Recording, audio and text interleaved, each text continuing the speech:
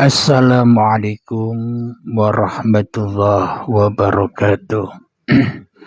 Bismillahirrahmanirrahim. Asyhadu an la ilaha illallah wa asyhadu anna Muhammadar Rasulullah.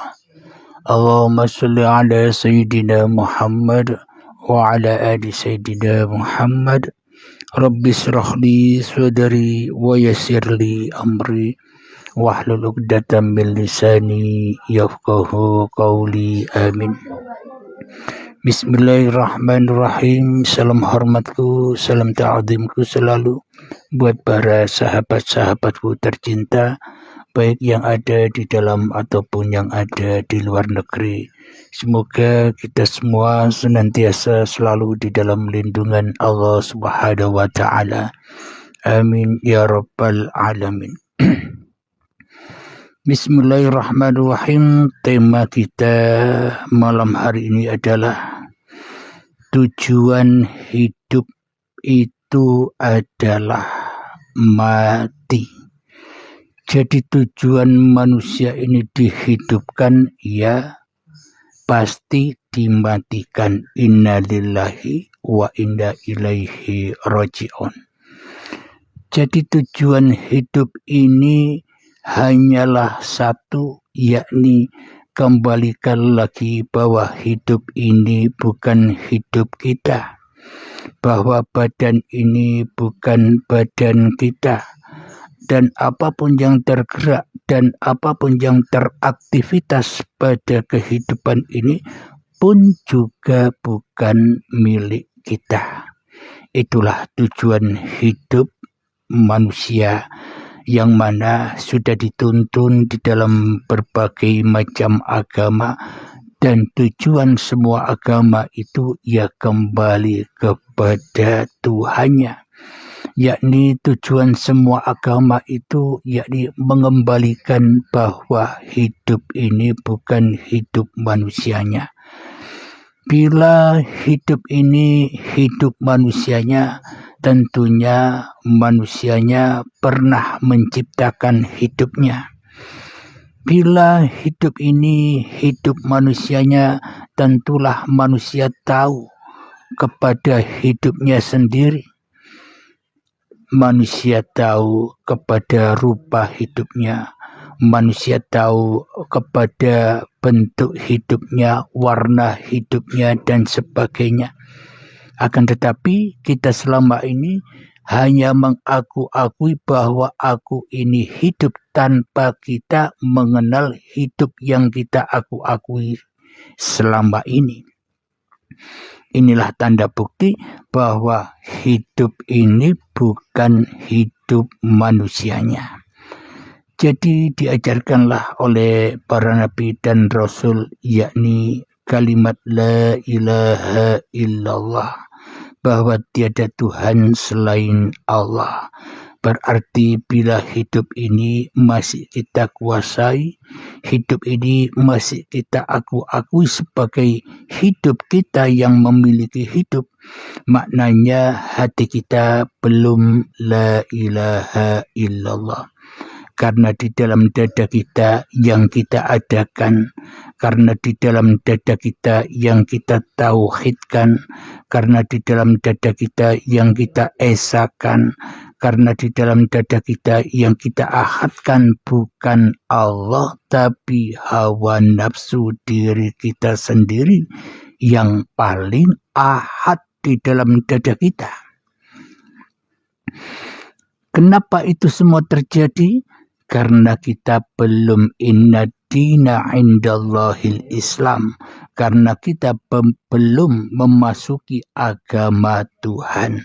Selama ini yang kita peluk hanya agama-agama yang palsu saja.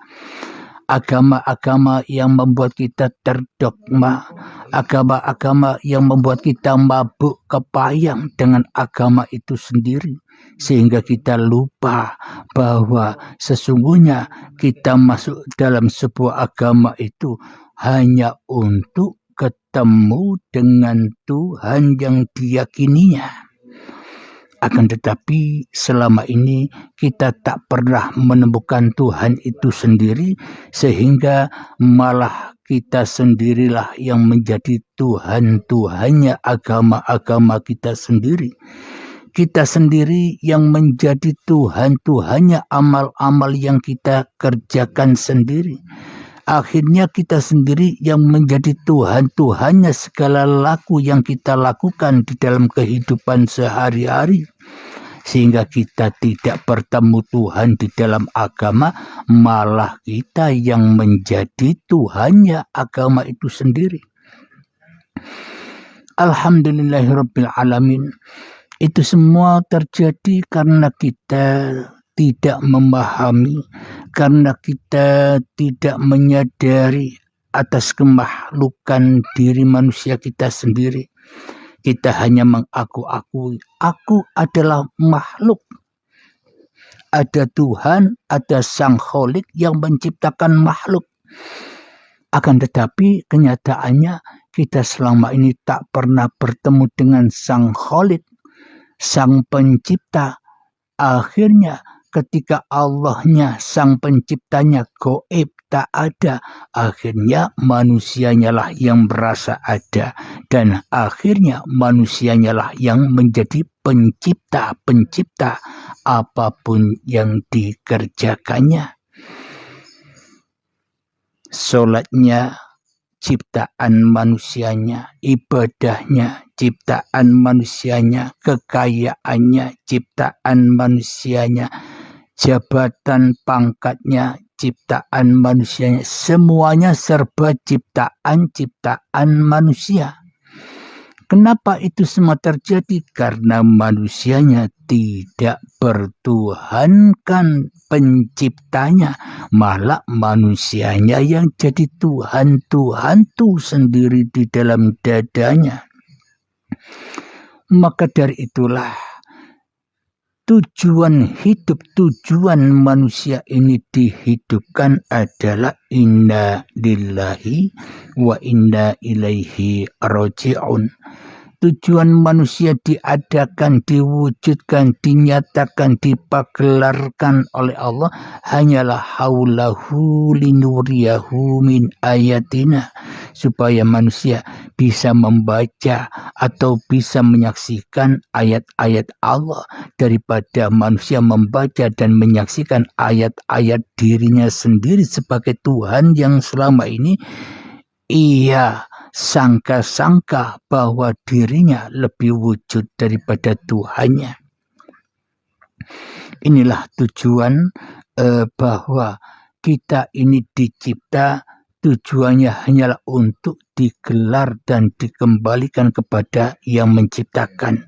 Tujuan kita hidup adalah mati. Tujuan kita hidup hanyalah untuk mempersembahkan kembali, untuk mengembalikan lagi bahwa hidup ini bukan hidup manusianya. Maka dari itu ada ayat, ku anfusakum, selamatkanlah dirimu, wa ahlikum naro, dan keluargamu dari api neraka.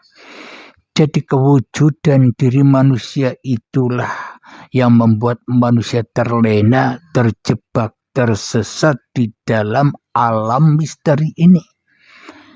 Semua alam ini mengandung misteri bila manusianya masih wujud. Alam gaib. Sebenarnya alam gaib itu tak ada bila manusianya tak wujud.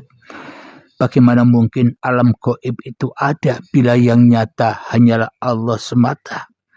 Jadi alam gaib, alam misteri itu akan nampak bagi manusianya ketika manusianya masih berada di dalam kewujudan manusianya. Jadi kewujudan manusia itulah besar-besarnya dosa. Kewujudan manusia itulah yang membuat manusia mensekutukan dirinya dengan Tuhannya, yang menyebabkan manusia menyerupai Tuhan sebagai pencipta apapun yang digelar oleh manusia itu sendiri. Maka di dalam beragama tujuannya hanyalah satu, memasrahkan kehidupan ini, memasrahkan segala aktivitas ini, bahwa kehidupan dan aktivitas ini ada yang berhak menguasainya daripada diri kita sendiri.